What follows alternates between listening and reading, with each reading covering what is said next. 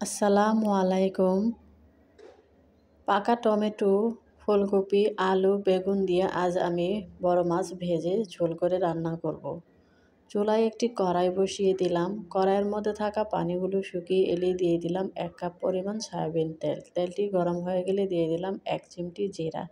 জিরাটি ভাজা হয়ে গেলে দিয়ে দিলাম আমি 3টি পেঁয়াজ কুচি ও 10টি কাঁচামরিচ কুচি। এ পর্যায়ে দিয়ে দিব 1 চিমটি লবণ। লবণ দিলে পেঁয়াজ মরিচটা খুব সহজেই ভাজা হয়ে যায় এবং মরিচের ভেতর লবণ ঢুকলে রেসিপি বা রান্নার স্বাদটাও বেড়ে যায়।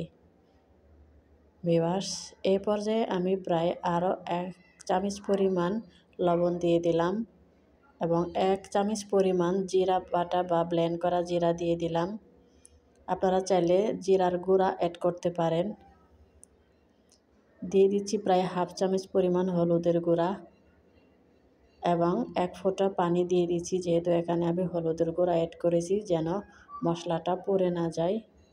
এ পর্যায়ে আমি প্রায় 1 মিনিটের মতো মশলাগুলো দিয়ে পেঁয়াজ মরিচগুলোকে ভেজে নেব।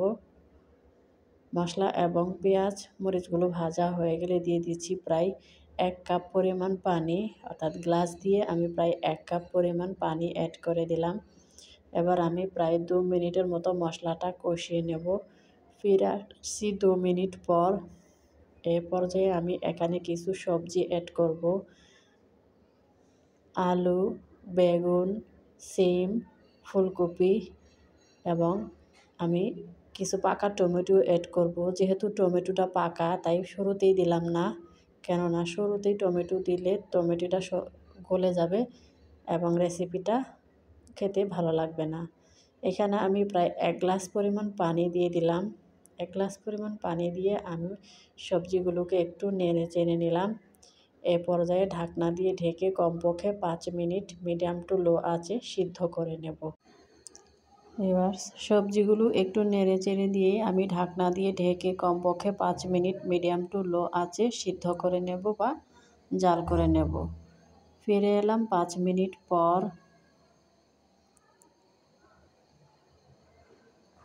এই পর্যায়ে আমি সবজিগুলোকে একটু নেড়ে চেড়ে দিচ্ছি এবং পাকা টমেটো ধুয়ে কেটে রেখেছি এই টমেটোগুলো আমি এখন অ্যাড করে দিচ্ছি। টমেটোগুলো আমি শুরুতে অ্যাড করিনি, কারণ যেহেতু টমেটোগুলো পাকা শুরুতেই অ্যাড করলে টমেটোগুলো গলে যেতে পারে, তাই আমি একটু পরে অ্যাড করলাম বা আমরা রেসিপিটা হয়ে যাওয়া ঠিক মাঝপথেও বা মাঝখানেও দিতে পারি পাকা টমেটোগুলো। এ পর্যায়ে আমি প্রায় আরও 1/2 গ্লাস পরিমাণ পানি দিয়ে দিলাম।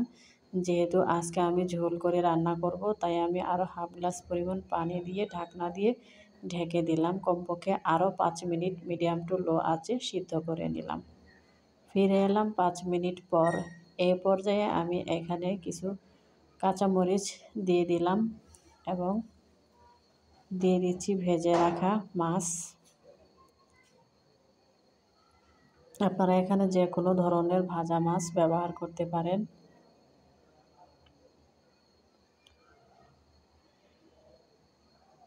ভাজা মাছগুলো আমি ঝোলের মধ্যে ডুবিয়ে দিচ্ছি যেন মাছের স্বাদটা সম্পূর্ণ ঝোলের মধ্যে মিশে যায়। এই পর্যায়ে ঢাকনা দিয়ে ঢেকে আমি কমপক্ষে আরও 2 মিনিট সিদ্ধ করে নেব বা জাল করে নেব। ফিরে এলাম 2 মিনিট পর। আমার রেসিপিটা হয়ে গেছে। ভিউয়ার্স, ভিডিওটি যদি ভালো লাগে অবশ্যই চ্যানেলটি সাবস্ক্রাইব করবেন, আর যারা অলরেডি সাবস্ক্রাইব করেছেন তাদেরকে ধন্যবাদ।